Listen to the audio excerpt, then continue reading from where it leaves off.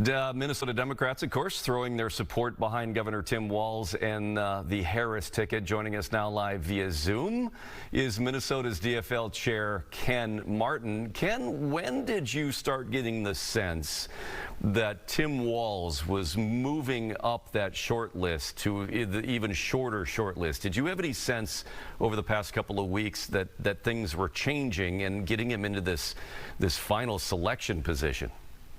Well, it certainly had seemed over the last week, given the amount of appearances Governor Walz was making on TV stations and media throughout the country, and of course the buzz that generated from that he was going to be in consideration. And he should be in consideration, given his record of accomplishment in this state, what he's been able to do for Minnesotans. It's not a surprise that Tim Walz was chosen. He brings a lot to the ticket, and of course, all Minnesotans, regardless of political party, should be proud. We have a great tradition of sending some great national figures to Washington, D.C.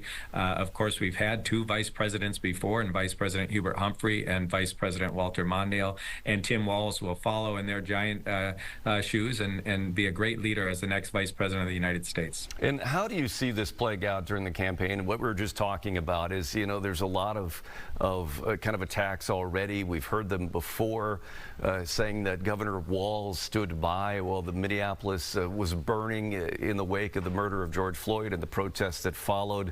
You know, the governor's explained, well, no, I activated the National Guard, not former President Trump. It was the first full activation in either decades or ever.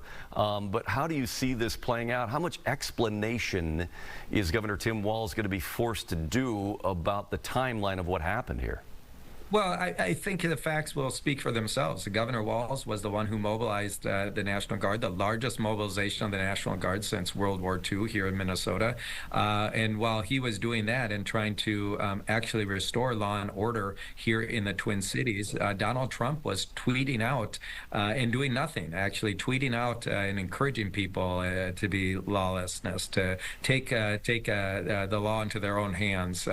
You know, he didn't do anything to actually help during one of the most unsettling periods of our state's history. It was Governor Walz who actually brought our communities together and found a path forward, and part of that was restoring law and order by mobilizing the National Guard. And so if that's the only line of attack that they can land on Governor Walz, they're going to have a hard time winning this race here in November. How do you think Governor Walz matches up against Vice Presidential nominee J.D. Vance, both on the campaign trail and in what we presume will be an upcoming VP debate?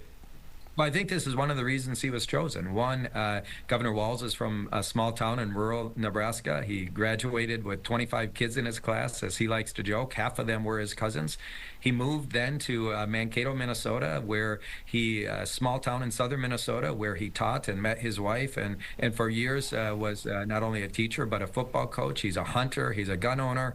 He does well in greater Minnesota, in the rural parts of our state. And most importantly, Governor Walz can talk about our values, both American values, but also our party's values in very common sense ways, with a Midwestern sensibility and a folksiness that I think it will be a great contrast to J.D. Vance, who, even though he's from Appalachia, completely forgot his roots, completely forgot his upbringing. As he went to Yale and went to work for a big Wall Street hedge firm after that, the reality is J.D. Vance has completely abdicated any responsibility he had back to small town rural America and how he's chosen to live his life. Most importantly is their records. J.D. Vance has done nothing of accomplishment of note that we can point to during his time in the U.S. Senate, whereas Governor Walz is probably one of the most accomplished governors in our nation during this period.